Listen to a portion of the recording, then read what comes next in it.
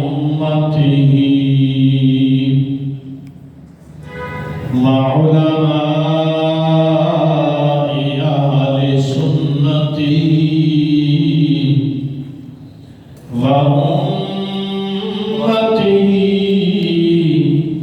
أجمعين إلى يوم الدين.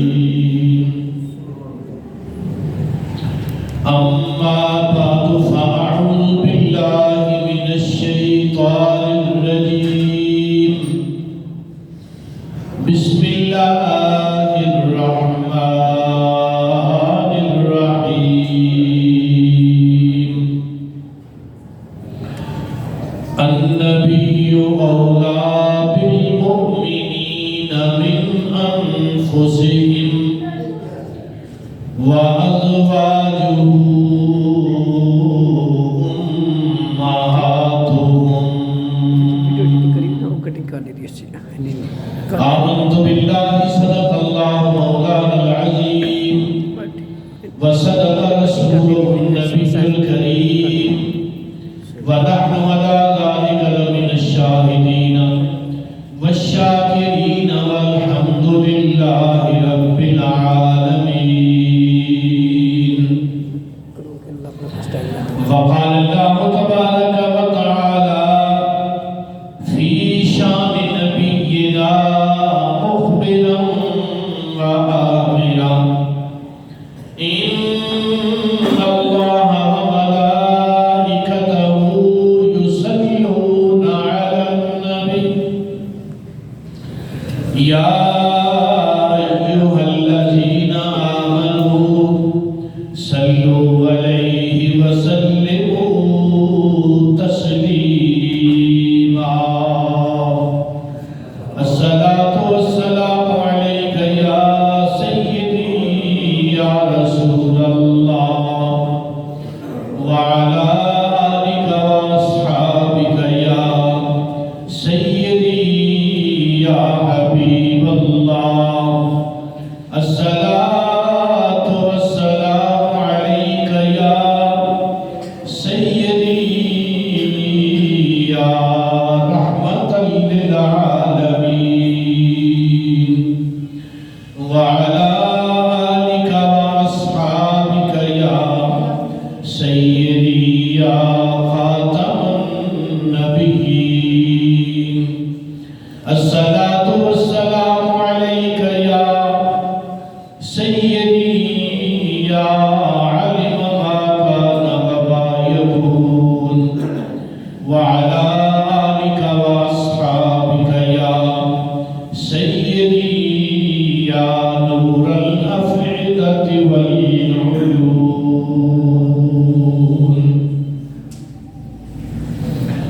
حمد و صلاة کے بعد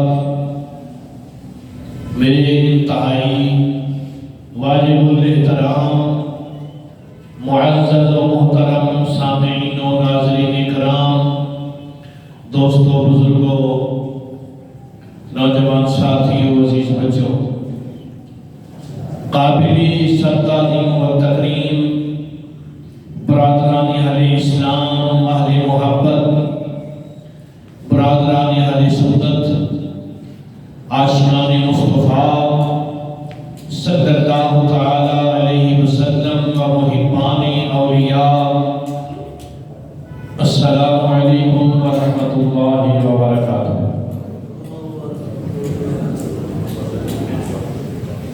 اللہ تبارک و تعالی کے پاکیزہ کلام پاک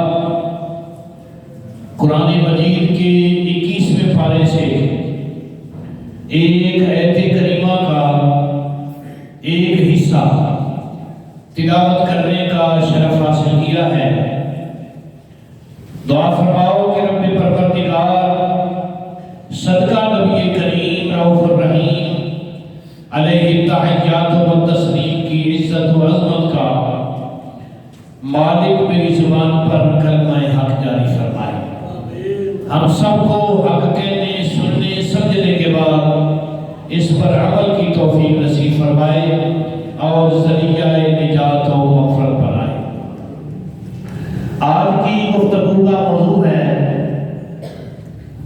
حضرت سیدہ طیبہ طاہرہ زاہدہ خاتون اول حضرت سیدہ ام المؤمنین خدیجہ الکبریٰ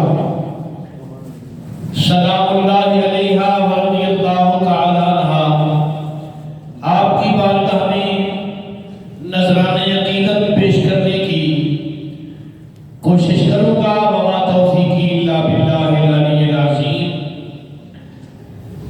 آپ کی ذات بابرکات اور تمام امہات المؤمنین ازواج رسول صلی اللہ علیہ وسلم کے متعلق اللہ پاک نے ارشاد فرمایا، النبیو، یہ جو میرے پیارے محبوب نبی آخر الزمان ہیں صلی اللہ علیہ وسلم، اولا بالمؤمنین، فرمایا مومنوں کی جانوں کے سب سے زیادہ قریب ہیں۔ ایک معنی یہ ہے کہ مومنوں کی جانوں کے مالک ہیں۔ وَأَزْوَاجُهُ، اور اس نبی صلی اللہ علیہ وسلم کی بیویاں، ازواج مطہرات،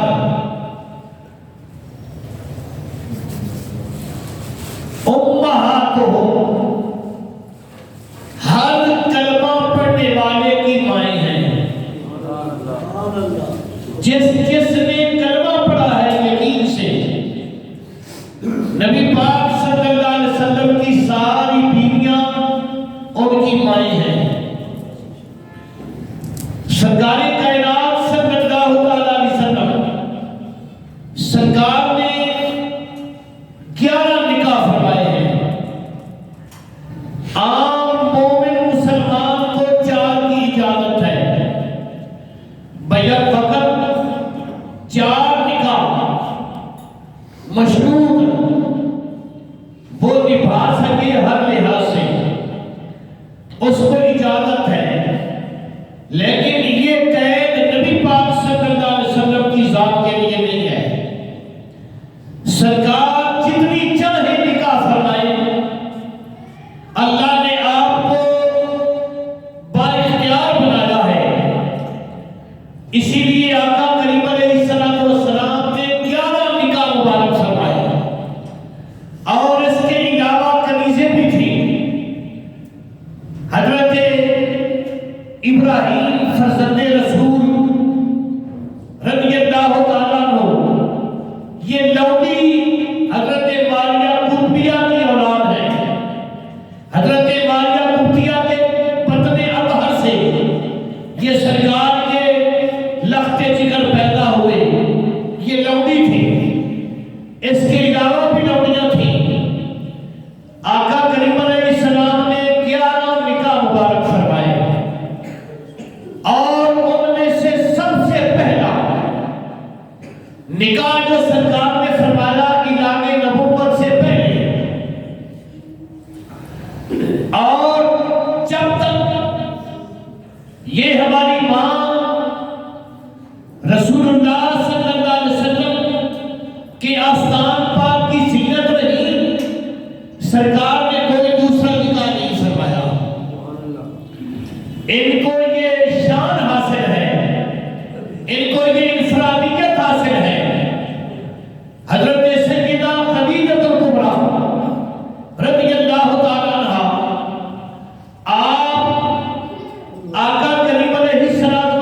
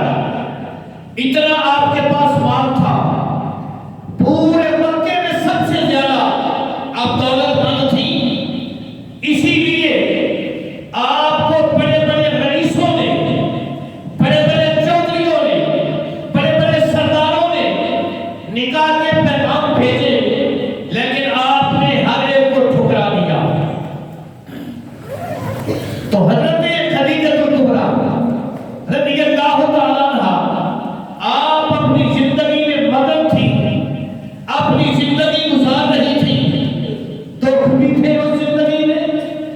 یہ دکھ وہی عورت جانتی ہے جو بیوہ ہو چکی ہو اور پھر ایک مرتبہ نہیں 2 مرتبہ بیوہ ہو چکی ہو. اس سے بڑا دکھ اس کائنات میں کوئی نہیں، اور پھر وہ دولت مند بھی ہو. ہر ایک کی نظر اس کی طرف ہوتی ہے، کچھ لالچ کی وجہ سے نظر کرتے ہیں، کچھ ویسے برائی کی نظر سے اس کی طرف نظر رکھتے ہیں. حضرت سیدہ خدیجہ الکبریٰ رضی اللہ تعالیٰ عنہا ان دکھوں میں زندگی بسر کر رہی تھی. یہ سب سے بڑا دکھ تھا آپ کو. ایک دن کیا ہوا کہ رحمت نے آپ کے گھر پھیلا ڈالا. رات کو سوئی ہوئی ہے اور خواب دیکھتی ہے.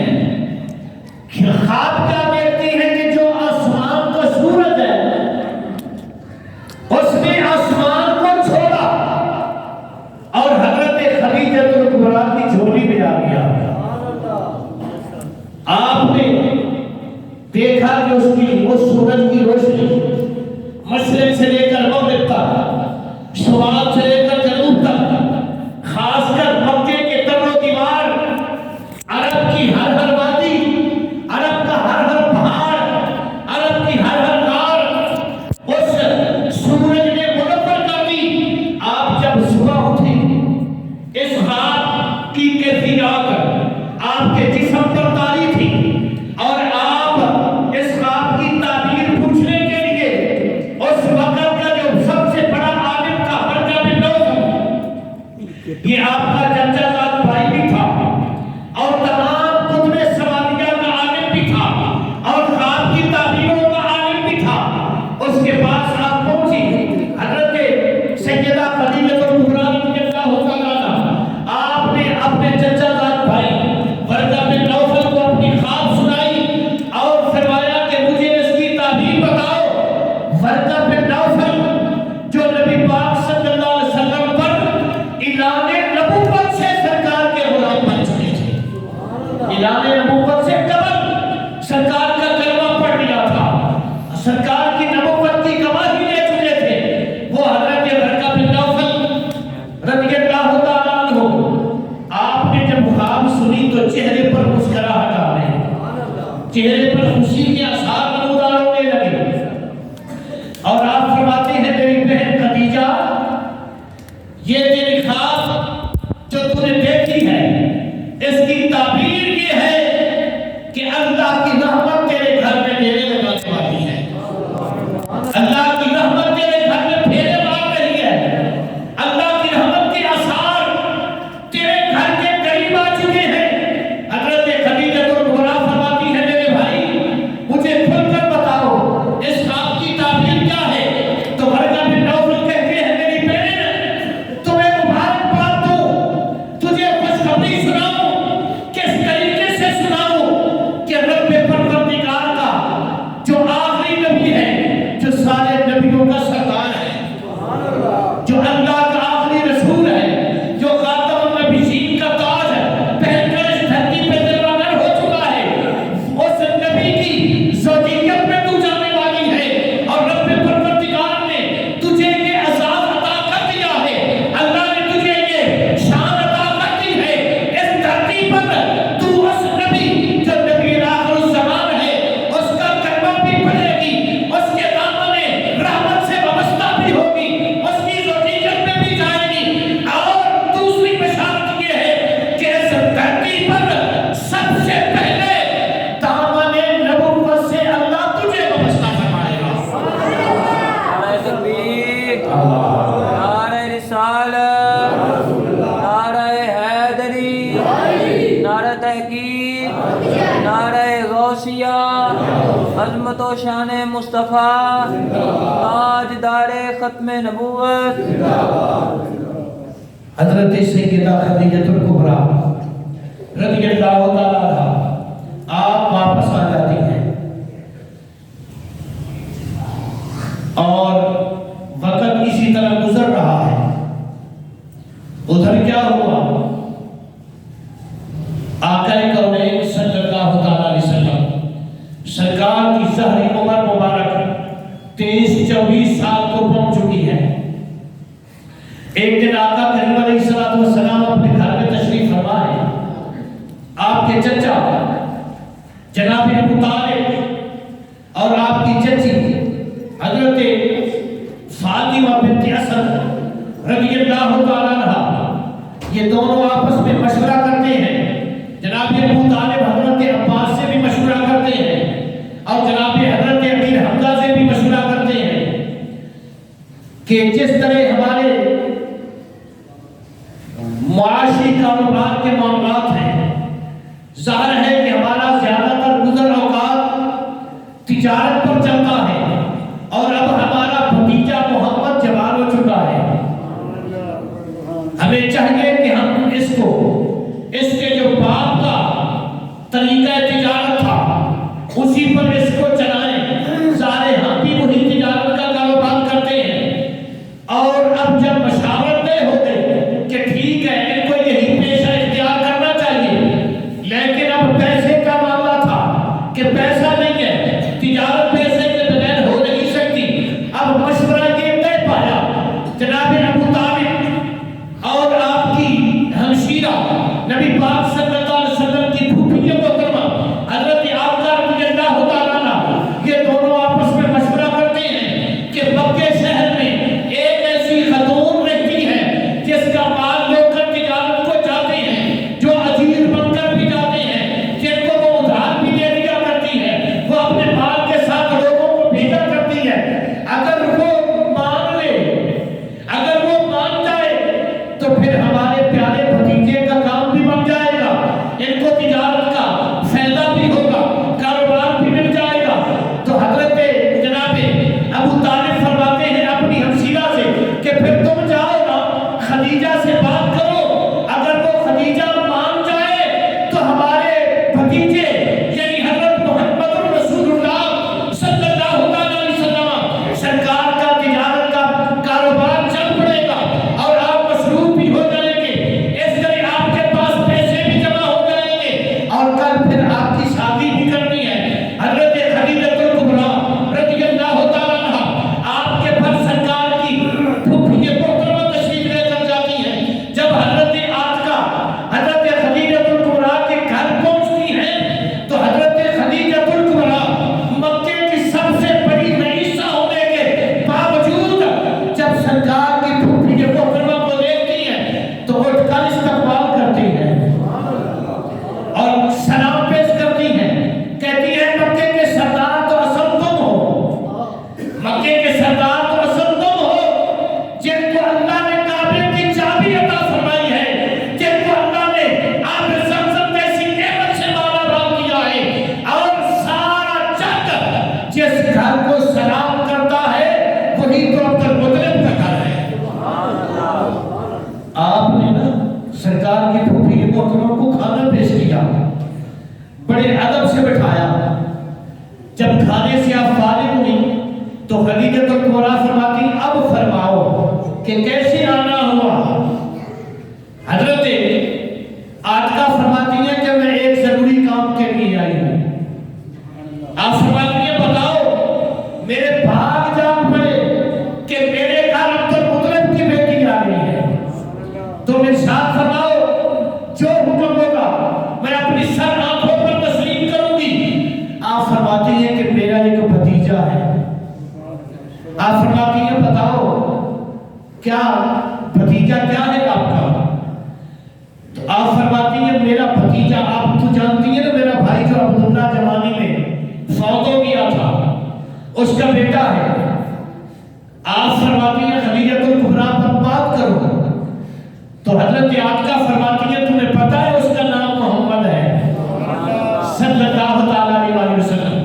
آپ فرماتی ہیں وہی جس کو لوگ صادق کہتے ہیں، جس کے پاس لوگ اپنی امانتیں رکھتے ہیں، جس کے پاس سے لوگ فیصلے کرواتے ہیں، اور وہی محمد جو ہر وقت غریبوں کی آواز بن کر مکے کی گلیوں میں لوگوں کے ساتھ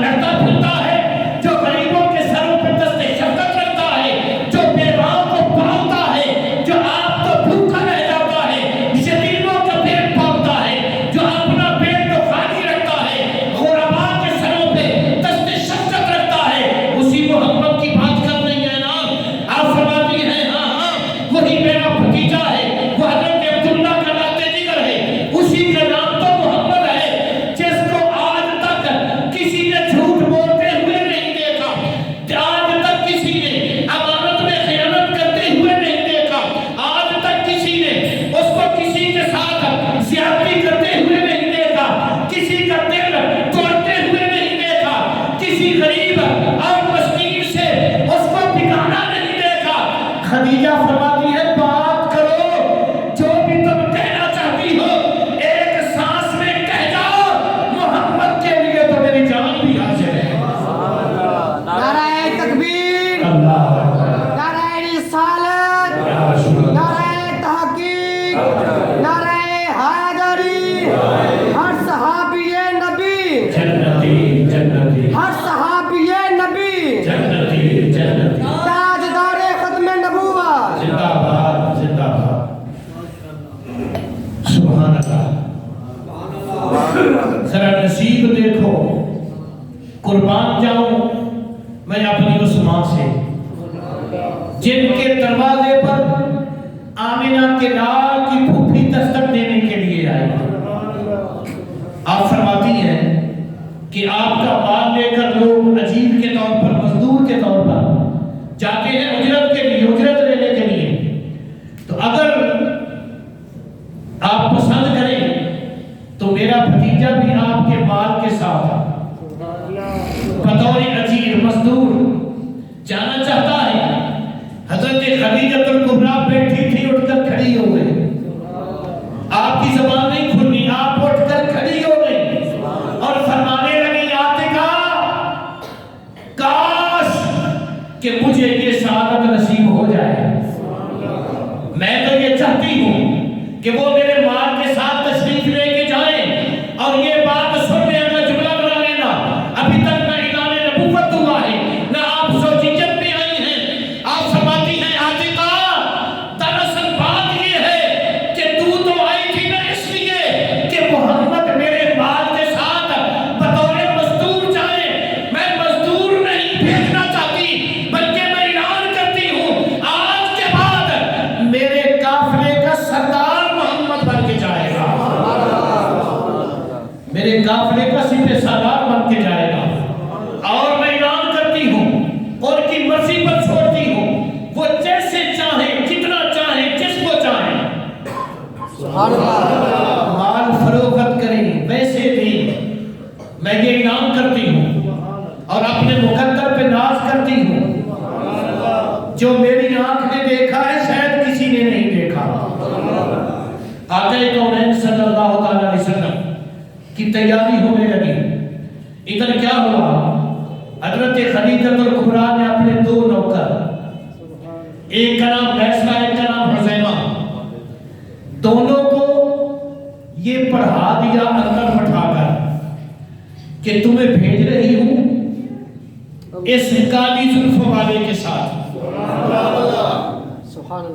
تمہیں اس بات کی کوئی فکر نہیں ہونی چاہیے کہ میرا مال کیسے بکتا ہے, کہاں بکتا ہے, اس کی طرف تم نے توجہ نہیں کرنی. تو وہ کہنے لگے پھر کس لیے بھیج رہی ہو؟ تو وہ حضرت خدیجہ الکبریٰ فرمانے لگی ان کی نوکری کے لیے بھیج رہی ہو. ان کو تکلیف نہیں آنی چاہیے, ان کو پریشانی نہیں آنی چاہیے, نہ بیٹھنے میں, نہ اٹھنے میں, نہ دھوپ میں, نہ چھاؤں میں. یہ جو چاہیں تم نے ان کی خدمت کرنی ہے. حضرت خدیجہ الکبریٰ رضی اللہ تعالیٰ عنہا, آپ کا مال تیار ہو گیا. آقا کریم علیہ السلام سرکار مال کے ساتھ تشریف لے جانے لگے. اتفاق کی بات یہ ہے کہ اس قافلے میں ابو جہل بھی جا رہا تھا, وہ بھی ملک شام اسی قافلے کا حصہ تھا. آقا کریم علیہ السلام سرکار کے وہ دونوں غلام واپسی پر جب آتے ہیں نا تو آ کر حضرت خدیجہ الکبریٰ کو یہ بات بتلاتے ہیں کہ سارے قافلہ دھوپ میں چلا کرتا تھا اور یہ محمد صلی اللہ علیہ وسلم یہ جب چلتا تھا تو اس کے سر پر بادل سایہ کر دیا کرتا تھا. یہ جدھر جدھر جاتا تھا بادل بھی ادھر ادھر سفر کرتا تھا. اور اتفاق یہ ہوا کہ ایک جگہ پر پانی ختم ہو گیا, ایک جگہ پر پانی ختم ہو گیا. قافلے والے پانی کے لیے پریشان ہو گئے, جانور پیاسے ہیں, لوگ پیاسے ہیں, پانی کہیں نظر نہیں آ رہا. آقا کونین صلی اللہ تعالی علیہ وسلم سرکار کے پاس ہر قافلے والا بندہ آیا اور آ کر کہنے لگے اے عبد المطلب کے پوتے, اے عبداللہ کے لخت جگر, اے آمنہ کے نور نظر,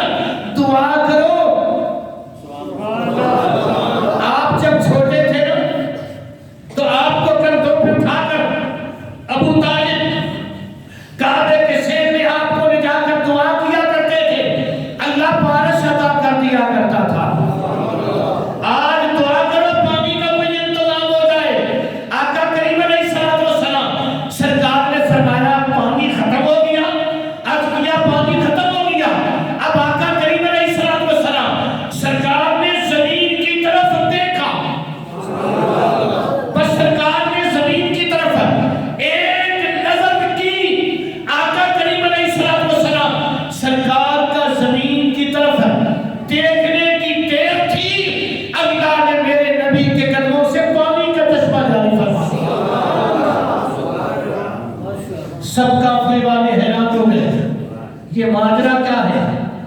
آقا کریم علیہ السلام نے فرمایا ماجرا مجرا کوئی نہیں، بس تمہارا کام ہے پانی پینا، تمہیں اللہ نے عطا کر دیا۔ جب آپ ملک شام کی سرحد پر پہنچے، اس سے قبل ایک اور واقعہ بھی پیش آیا، وہ یہ کہ حضرت عائشہ، حضرت خدیجہ کبریٰ رضی اللہ تعالیٰ عنہ کے جتنے اونٹ تھے سارے بیمار ہو گئے، راستے میں سارے اونٹ بیمار ہو گئے، کوئی ایسی بیماری نہیں ایک سے دوسرے کو یا اتفاق، سب نے سر جھکا لیے، کھانا چھوڑ دیا، پینا چھوڑ دیا، اٹھنے کا نام نہیں لیتے، اور سب قافلے والے پریشان ہیں۔ خارقہ میسرہ اور حذیفہ زیادہ پریشان ہیں کہ اب خدیجہ کا بہت بڑا نقصان ہونے والا ہے، یہ اونٹ تو اب اٹھنے کا نام نہیں لے رہے، یہ تو بیمار پڑ گئے ہیں، ان کا بچنا مشکل نظر آ رہا ہے۔ آ کر نبی پاک صلی اللہ علیہ وسلم سرکار کی بارگاہ میں التجا کرتے ہیں، اے محمد صلی اللہ تعالیٰ علیہ وسلم، ہمارے اونٹ بیمار ہو گئے ہیں، نہ وہ کچھ کھا رہے ہیں، نہ وہ چگالی کر رہے ہیں، نہ وہ پانی پینے کا نام لیتے ہیں، نہ وہ اٹھنے کا نام لیتے ہیں، اب وہ مرے جا رہے ہیں۔ آقا کریم علیہ السلام ذرا غور کرنا، آقا کریم علیہ السلام سرکار نے پوچھا پھر بتاؤ کیا ہوا؟ وہ عرض کرتے ہیں کہ ہمارے اونٹ بیمار ہو گئے ہیں، ہماری مالکہ کو بہت بڑا نقصان ہونے والا ہے، بہت بڑا خسارہ ہونے والا ہے۔ آپ فرماتے ہیں مجھے اونٹوں کے پاس لے چلو۔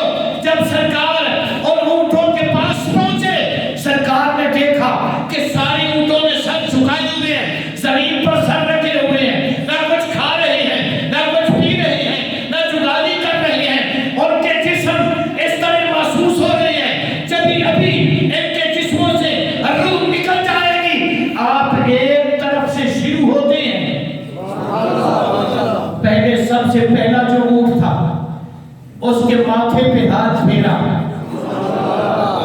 دوسرے کے ماتھے پہ، تیسرے کے ماتھے پہ، جب آخری اونٹ کے ماتھے پہ میری سرکار کا ہاتھ مبارک لگا تو پیچھے اونٹ ایسے کھڑے ہو گئے جیسے نوجوان تر و تازہ اونٹ ہوا کرتے ہیں۔ بیماری کا نام و نشان ختم ہو چکا ہے۔ حضرت آقا کریم علیہ السلام سرکار کے متعلق میسرہ ہر بات کو نوٹ کر رہا ہے، ہر بات کو دماغ کی تختی پہ لکھ رہا ہے۔ جب ملک شام کے قریب ایک شہر آیا جس شہر کا نام تھا بصرہ، کچھ بصرہ پڑھتے ہیں کچھ بصرہ پڑھتے ہیں، جس شہر کے بڑے بڑے اللہ کے ولی حضرت خواجہ حسن بصری جیسے جلیل القدر لوگ اس دھرتی پر تشریف لے کے آئے ہیں۔ اس بستی میں جب یہ قافلہ پہنچا تو بستی سے باہر، بستی سے پہلے، بستی سے باہر عیسائیوں کا ایک عبادت خانہ تھا۔ اس عبادت خانے کا جو راہب تھا اس کا نام تھا نستورہ۔ کیا نام تھا؟ نستورہ، نون سین طا راہ، نستورہ۔ اب جب یہ قافلہ اس کے عبادت خانے کے قریب پہنچا تو نستورہ نے کیا کیا ہوا تھا؟ اس نے اپنے سب شاگردوں کو، اپنے سب مریدوں کو، اپنے سب ماننے والوں کو مکان کی چھت پر اکٹھا کیا ہوا تھا اور کہہ رہا تھا کہ میری آنکھوں کے ساتھ آنکھیں ملاؤ، میں تمہیں آج ایک عجیب نظارہ دکھانے لگا ہوں۔ سب شاگرد اور مرید اس کے کہنے پر اس راستے کی طرف نظریں دوڑا کے کھڑے ہیں جو راستہ مکہ المکرمہ کی طرف سے آتا تھا۔ وہ قافلہ جب اس کے عبادت خانے کے قریب پہنچا تو ایک درخت جس کے اوپر نہ کوئی ٹہنی ہے، نہ اس کے اوپر کوئی پھل ہے، نہ اس کے اوپر پتا ہے، نہ اس کے اوپر کوئی شاخ ہے، آقا کریم علیہ السلام سیدھے اس درخت کے پاس آئے، سرکار سیدھے اس درخت کے پاس آئے۔ اب اگلا جملہ سننا، آقا کریم علیہ السلام جو ہی سرکار کا جسم انور اس درخت کے ساتھ لگا، اللہ نے ایک لمحے سے پہلے اس درخت کو سرسبز و شاداب فرما دیا۔ اس پر بہاریں آ گئیں، اس پر ٹہنیاں آ گئیں، اس پر پتے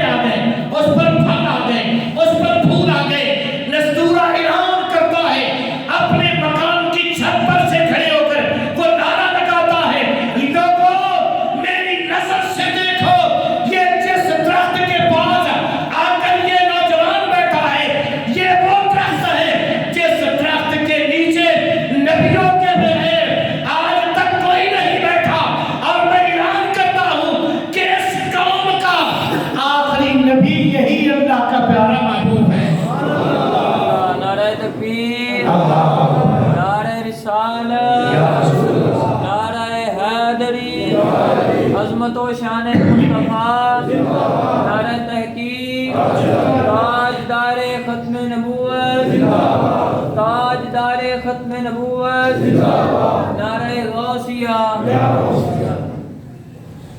अब मकाम की छत से नीचे आता है और हाथ में किताब पकड़ी हुई है और लोगों को कहता है, आओ मैं तुम्हें इससे भी बड़ा नजारा दिखाऊं।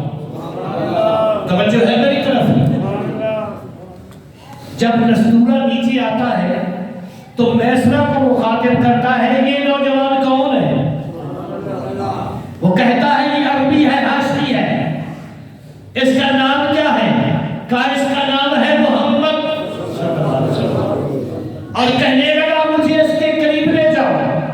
जब करीब पहुंचा तो सबसे पहले मेरे नबी की आंखों का मुशाहदा किया और मैसरा से कहने लगा, इनकी आंखों में ये जो सुर्ख डोरे हैं, इनकी आंखों में ये जो सुर्ख डोरे हैं, ये हर वक्त रहते हैं या कभी कभी गैब भी होते हैं?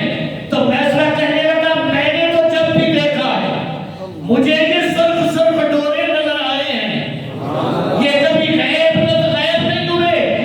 नस्तूरा कहने लगा, अच्छा फिर मुझे इनके करीब ले जाओ। जब करीब पहुंचा इधर किताब को खोल दिया और किताब की गिरदानी करने लगा और कहने लगा, मुझे एक बात बताओ। नबी पाक से मुखातिब होके कहने लगा, मुझे एक बात बताओ और इस बात के लिए मैं तुम्हें कसम देता हूं, तुम्हें कसम देता हूं। किसकी? बुतों की, उज़्ज़ा वगैरह की।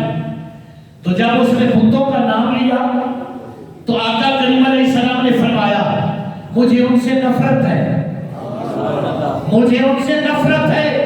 अगर कभी मेरे रास्ते में जाते हुए कोई बुतखाना आ भी जाए तो मैं उससे दूर निकल जाता हूं।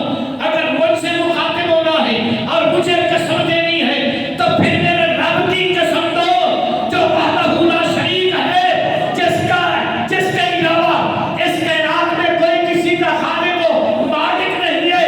नस्तूरा कहने लगा, या अल्लाह तेरा शुक्र है दूसरी शर्त भी पूरी हो गई। और वो कहने लगा, एक शर्त और बाकी है, अगर मुझे वो शर्त जनाब पूरी करने की इजाजत दो तो मैं आपका मशहूर रहूंगा। सरकार ने फरमाया, पूछो क्या पूछना चाहते हो? वो कहने लगा कि मैंने जरा आपके पीठ का कपड़ा उठाना है, उससे मैंने कुछ देखना है। सरकार ने फरमाया, इजाजत है तो देख सकते हो। जो ही उसने सरकार की जनाब पीठ मुबारक से सरकार का झुब्बा मुबारक उठाया, अब क्या हुआ? नस्तूरा मेरे नबी के जिस्म से चिमट गया, मेरे नबी की मोहरे नबूवत को चूमने लगा, बोसे लेने लगा और फिर तड़पने लगा। आंखों में आंसू हैं, ज़बान पर फरियादें हैं और कहता है, ऐ मोहम्मद सल्लल्लाहु तआला अलैहि वसल्लम, मैं अल्लाह का शुक्र अदा करता हूँ, अल्लाह ने मुझे मेरी जिंदगी में ज़हरा के बाबा का दीदार अता कर दिया है। ताजदारे खत्म नबूवत, ताजदारे खत्म नबूवत, मन सब्बा नबियन लब्बैक लब्बैक लब्बैक या रसूल अल्लाह, लब्बैक लब्बैक लब्बैक या रसूल अल्लाह, लब्बैक लब्बैक लब्बैक या रसूल अल्लाह, लब्बैक लब्बैक लब्बैक या रसूल अल्लाह, लब्बैक लब्बैक लब्बैक या रसूल अल्लाह। ताजदारे खत्म नबूवत। सुभान अल्लाह। आका करीम अलैहिस्सलाम से नस्तूरा कहने लगा, आप इनान बाद में करेंगे, मुझे आज ही कलमा पढ़ा है। आका करीम अलैहिस्सलाम ने उस पर नजर रहमत फरमाई। नस्तूरा ने मेरे नबी की नबुव्वत का ऐलान किया। जब मुल्क शाम की मंडी में सरकार पहुंचे, अब बाजार लगे हुए हैं, जरा अपने मुकद्दरों पर भी नाज करो कि अल्लाह ने हमें आमिना के लाल का नौकर बनाया है। पर उस मंडी वालों की तरफ भी नजर करो जो मेरे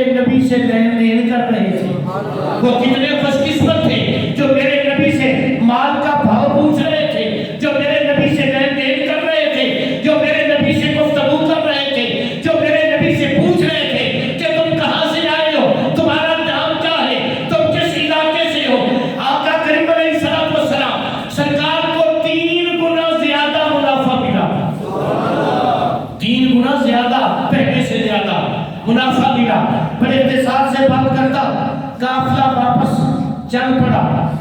جب مکے کے قریب پہنچا قافلہ تو قافلوں کا اصول تھا جب قافلے خیریت سے وطن پہنچ جاتے تھے تو ابھی قافلہ تھوڑا سا پیچھے ہوتا تھا. مثال کے طور پر جس طرح کراستے ہیں اتنا دور ہوتا تھا تو قافلے میں سے ایک بندے کو آگے دوڑا دیا جاتا تھا کہ تو جا کر قافلے شہر والوں کو بتا دے کہ تمہارا قافلہ خیریت سے پہنچنے والا ہے. قافلے کے استقبال کے لیے نکل پڑو. حضرت سیدہ خدیجہ الکبریٰ رضی اللہ تعالیٰ عنہا آپ کے کانوں میں بھی آواز آئی. آپ تو تڑپ تڑپ کر اس قافلے کا انتظار کر رہی تھی. ادھر کیا ہوا؟ آقا کریم علیہ السلام سرکار کا قافلہ مکے کی جانب واپس آ رہا ہے اور سرکار سب سے آگے آگے ہے. حضرت خدیجہ الکبریٰ اپنی سہیلیوں کو ساتھ لے کر اپنی نوکرانیوں کو ساتھ لے کر مکان کی چھت پر قافلے کا منظر دیکھ رہی ہیں. حضرت خدیجہ الکبریٰ رضی اللہ تعالیٰ عنہا آپ فرماتی ہیں جب میں نے دیکھا کہ سب سے آگے آگے رب کا یاد آ رہا تھا, آمینہ کا نام آ رہا تھا. آپ فرماتی ہیں میں نے دیکھا سارا قافلہ دھوپ میں چل رہا تھا لیکن میرے اس مکی ماہی کے سر کے اوپر دو بڑے بڑے فرشتوں نے, دو بڑے بڑے پرندوں نے تھے تو وہ فرشتے, دو بڑے بڑے پرندوں نے اپنے پر پھیلا کر میرے نبی کے سر پر چھتری بنائی ہوئی ہے اور سرکار کے چہرے سے نور کی لاٹیں نکل رہی ہیں. خدیجہ جس طرح بندہ بے ہوش نہیں ہو جاتا بے ساختہ ہو کر سہیلیوں کو کہتی ہے دیکھو نہیں دیکھو, دیکھو نہیں دیکھو کیڑا سونا ماہی ہے, جنت کا لاڑا ہے تے عرش کا راہی ہے. ذرا دیکھو تو صحیح پورے قافلے سے کیسے منفرد نظر آ رہا ہے. قافلے والوں سے کتنا زیادہ حسین و جمیل ہے, قافلے والوں سے کتنا خوبصورت ہے. وہ عورتیں کہتی ہیں خدیجہ کہیں تو پاگل تو نہیں ہو گئی, تو نے پہلے کبھی محمد کو نہیں دیکھا. حضرت خدیجہ فرماتی ہیں پہلے دیکھا تو تھا پر ان نظروں سے نہ دیکھا تھا جو کل مجھے نظر نصیب ہوئی ہے. وہ کہنے لگی کیا نظر ہے؟ تو وہ کہنے لگی وہ جو مجھے خواب آئی تھی نا اس خواب نے مجھے تڑپا کر رکھ دیا تھا.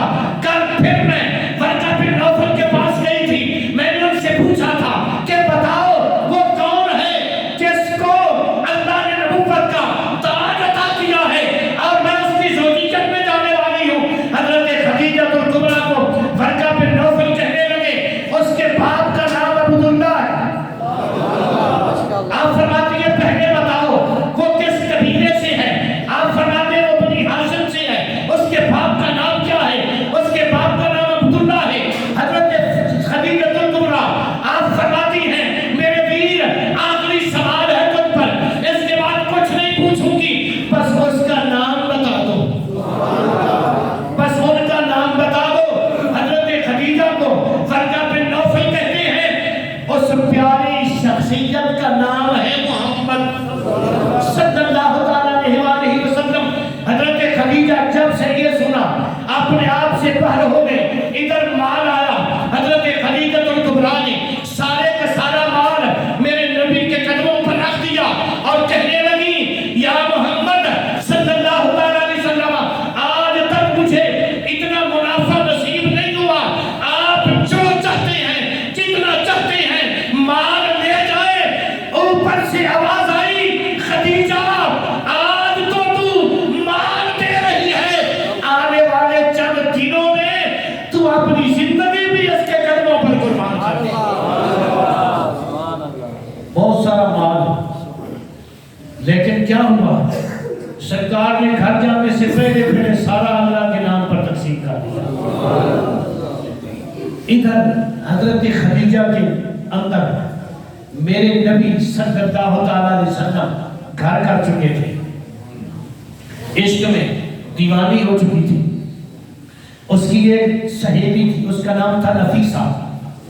نفیسہ کو بلایا اور کہنے لگی کہ اے نفیسہ میں محمد کی دیوانی ہو گئی ہوں. پہلے تو میرا شادی کا ارادہ نہیں تھا, اب جا ان کو کہے اگر خدیجہ کو اپنی غلامی میں تم لے لو تو میرے نصیب کا اس سے بڑا کوئی فیصلہ نہیں ہوگا۔ نفیسہ جاتی ہیں آقا کریم علیہ السلام کی بارگاہ میں کہ تمہاری عمر شادی کی ہو چکی ہے، تم شادی کیوں نہیں کر رہے؟ آپ فرماتے ہیں ابھی تک میرے پاس مال نہیں ہے، شادی کے لیے مال کی ضرورت ہوتی ہے۔ تو وہ فرماتی ہیں اگر کوئی ایسی عورت مل جائے جس کو مال کی خواہش ہی نہ ہو، جس کو مال کی تمنا ہی نہ ہو، بلکہ وہ پورے شہر میں سب سے زیادہ مالدار ہو اور وہ مال بھی تیرے قدموں پر ڈھیر کرنا چاہتی ہے، آپ نے فرمایا کس عورت کی بات کر رہی ہے؟ وہ کہنے لگی وہی جس کے مال کے پاس آپ ملک شام گئے تھے، حضرت خدیجہ الکبریٰ رضی اللہ تعالیٰ عنہا۔ سرکار فرماتے ہیں میں اپنے چاچوں سے مشورہ کر کے بتاؤں گا، حالانکہ آپ خود کفیل تھے، عمر کے لحاظ سے چاہتے تو بغیر کسی کے مشورے کے آپ اپنا پیغام دے سکتے تھے۔ جب اپنے چاچوں کو پیغام دیا تو انہوں نے بخوشی قبول کر لیا، ادھر دل طے ہو گیا۔ اب آخری بات، اتنا بڑا لمبا واقعہ پڑا ہے لیکن میں کیا کروں، ٹائم کی تناویں جو ہیں وہ کھینچی چلی جاتی ہیں۔ آقا کریم علیہ السلام کی برات کا دن طے ہو گیا، دن مقرر ہو گیا۔ حضرت خدیجہ الکبریٰ کے گھر میں رب کے یار کی برات جانے والی ہے۔ اب وہ دن بھی آ گیا، رمضان شریف کا مہینہ ہے، ماشاءاللہ ذرا روٹین چینج کرو۔ پہلے ایک کے بدلے 10 ہوتے تھے نا، اب ایک کے بدلے 70 وہ دے رہا ہے۔ اور پھر آپ کو پتا پچھلا جمعہ بھی بارش، یہ جمعہ بھی بارش، تو آپ نے یہ کمی پوری کرنی ہے اور تیاری کے ساتھ تشریف لائے ہیں انشاءاللہ۔ تو دل کھول کر اللہ کے گھر کے ساتھ تعامل فرماؤ۔ نیچے کام جاری ہے، مدرسے کا بھی جاری ہے، مسجد کا بھی جاری ہے۔ اور دوسری بات، جن لوگوں نے فطرانہ وغیرہ مدرسے کے حوالے سے دینا ہو وہ ہمارے صدر صاحب سے رابطہ کریں اور ان کو بتائیں کہ یہ مدرسے کے لیے فطرانہ ہے، مسجد کو فطرانہ نہیں لگتا، مسجد کی ویسے خدمت کرنی ہے، زکوٰۃ اور فطرانہ یہ آپ مدرسے کے لیے دے سکتے ہیں ہمارے اس مرکز کو۔ اور نیچے کام بھی جاری ہے، تعمیری کام بھی ہو رہا ہے۔ تو یہ پتہ ہے نا آپ کو کہ ہمارے ساتھ تعاون کون کرتا ہے؟ صرف آپ تعاون کرتے ہیں اور کوئی نہیں۔ بولا تو کرو، کی ہو گیا یار، بولن تجھے تو خاص کر ہے گل ہوتی ہے نا مال آ گئی، وہ تو ماشاءاللہ سانس جڑے نے نا وہ تھلے تھلے تے اترے ہوتا، اس طرح نہ کیا کرو۔ آپ ماشاءاللہ وہ پر شیر ہیں، کہہ دو سبحان اللہ، اجمل کے کہہ دو سبحان اللہ۔ یہ تاریخی مسجد آپ نے بنائی ہے، پورے ہمارے کریجن ضلع میں اس جیسی خوب، ایسے تو اللہ کے سارے گھر خوبصورت ہیں، اور میں نے لاہور لوگوں سے سنا ہے کہ یہ جو مسجد علی پور چٹھا مدینہ چوک میں بنی ہے، اس مسجد جتنی خوبصورت شاید ہی کوئی مسجد نظر آتی ہو، یہ آپ نے بنائی ہے، آپ نے اس کو جناب تعمیر فرمایا ہے، اس لیے آپ بھی اگلا کام بھی آپ نے کرنا ہے، آپ کے علاوہ کوئی ہمارا معاون نہیں ہے۔ اللہ اور اس کے رسول کے بعد ہمارا دامن آپ کے آگے بچھتا ہے۔ آقا کونین صلی اللہ علیہ وسلم کے غلاموں، اللہ آپ کو اپنے گھر کی برکت سے، اپنے گھر کے وسیلے سے، اس رمضان شریف کے وسیلے سے آپ کو کسی دنیا دار کا محتاج نہ ہونے دے۔ اللہ آپ کے ہاتھ سلامت رکھے، اللہ آپ کی آنکھیں سلامت رکھے، اللہ آپ کا وجود سلامت رکھے، اللہ آپ کے گھروں میں خیر و برکت عطا فرمائے۔ دل کھول کر تعامل فرماؤ۔ حضرت اماں خدیجہ الکبریٰ رضی اللہ تعالیٰ عنہا، آخری لمحات ہے میری گفتگو کے، اب برات تیار ہے، شادی والا گھر ہے، ایک دولہے والا گھر ہے، ایک دلہن والا گھر ہے۔ حضرت خدیجہ الکبریٰ کو سہیلیوں نے دلہن بنا کے بٹھا دیا۔ اب جو گھر ہے نا دولہا والا، یہاں ہر بندہ پریشان ہے، سر جھکا ہوا ہے۔ پریشانی کیا ہے کہ دولہا جو اس وقت کی رسم کے مطابق نیا سوٹ پہنتا ہے نا، دولہے کے پاس وہ سوٹ نہیں ہے،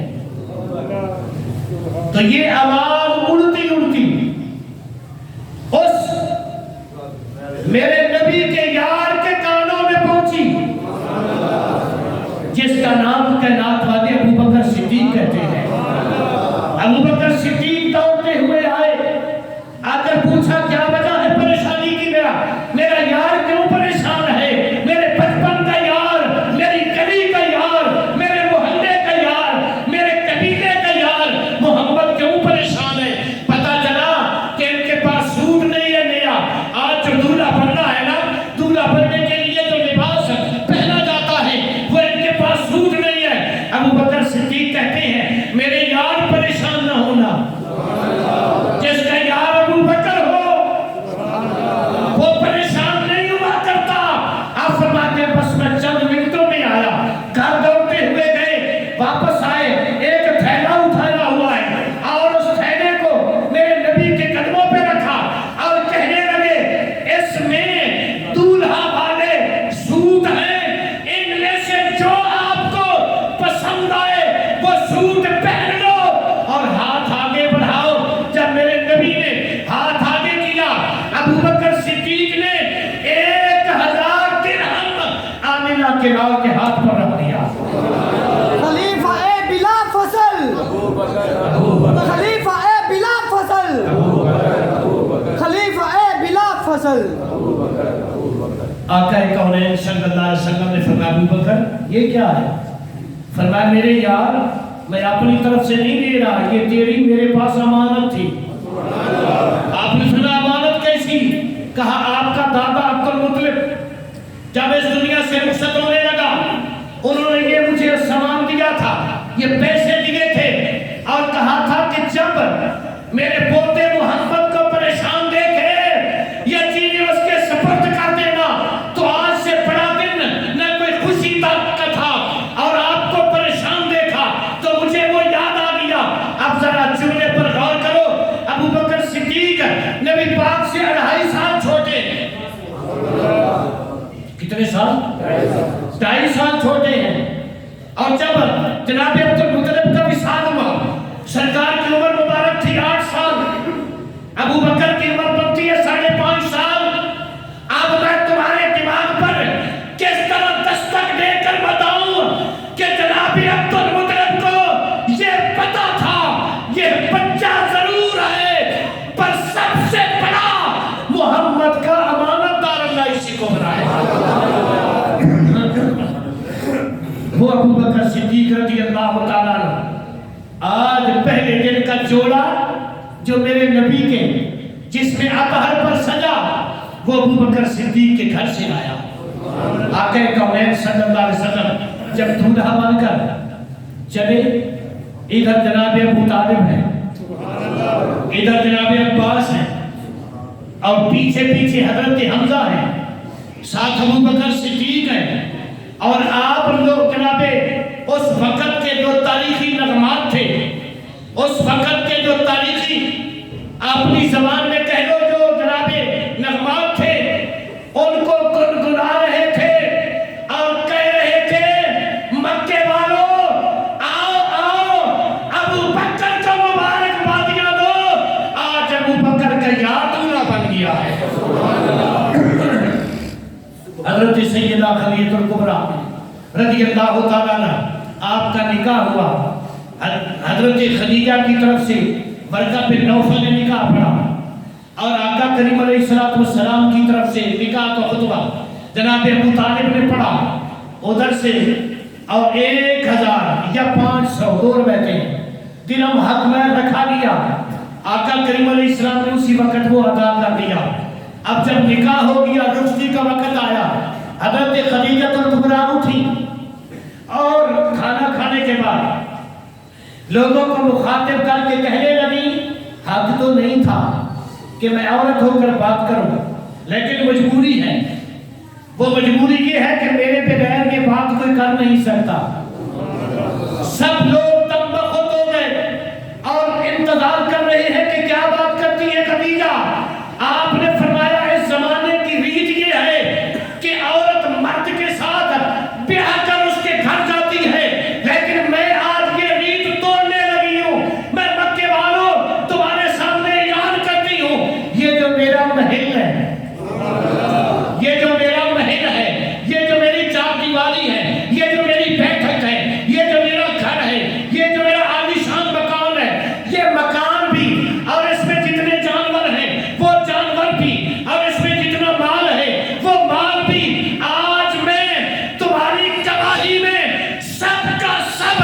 محمد کے قدموں پہ قربان کر دیں۔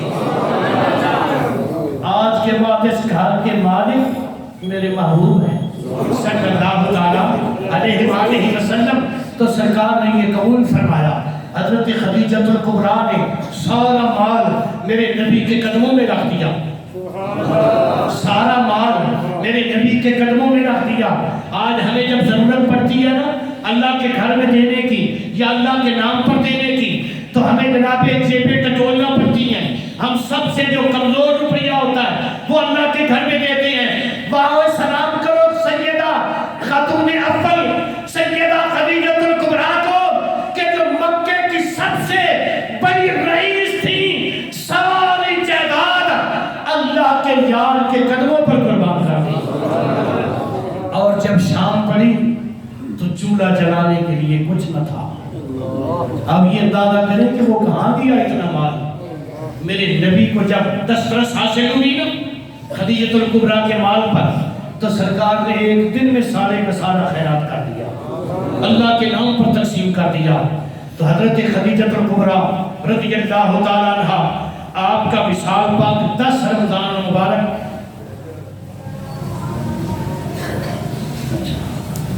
حضرت سیدہ خدیجۃ الکبریٰ سرکار پہلی بیوی ہے میرے نبی کی، سبحان اللہ۔ ایک مرتبہ اپنی ماں کے نام پر سارے کہہ دو سبحان اللہ۔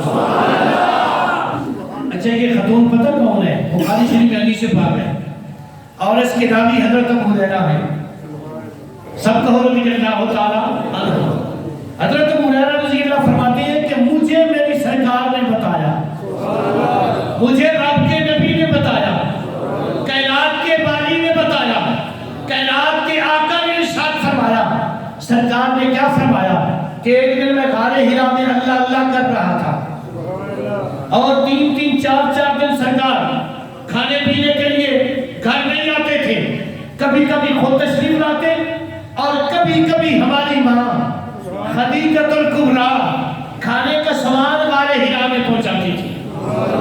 یہ جتنے حاجی بیٹھے ان کو پوچھو، آج غار حرا کی طرف گاڑی کے بغیر جانا مشکل ہوتا ہے، لیکن اس اماں کو سلام کرو جو ہر تیسرے دن مکہ المکرمہ یعنی کعبہ کے قریب سے غار حرا میں پیدل تشریف لاتی اور پھر پہاڑوں پر چڑھ کر اس غار میں پہنچتی جہاں رب کا یار اپنے رب سے ملاقات کر رہا ہوتا تھا۔ ایک دن کیا ہوا، ہماری ماں نے کھانا تیار کیا، سالن پکایا، سالن اور کھانا اس کو کپڑے میں باندھا اور سر پر رکھا۔ جب مکے سے باہر نکلی، یہ بخاری پڑھ رہا ہوں، جب مکے سے باہر نکلی اللہ کے عرش پر ایک آواز بلند ہوا، اللہ نے فرمایا جبرائیل مولا حکم ہو، فرمایا ذرا ٹکٹکی باندھ کر دیکھ میرے محمد کی خدیجہ کس شان سے میرے نبی کے لیے روٹی اور سالن لے کے جا رہی ہے۔ واہ میری ماں خدیجہ، تیرے سالن اور روٹی کا ذکر اللہ کی زبان پر ہے۔ آقا کونین صلی اللہ علیہ وسلم سرکار فرماتے ہیں، اللہ نے فرمایا جبرائیل اب اوپر نہ بیٹھ، یا اللہ کیا کروں؟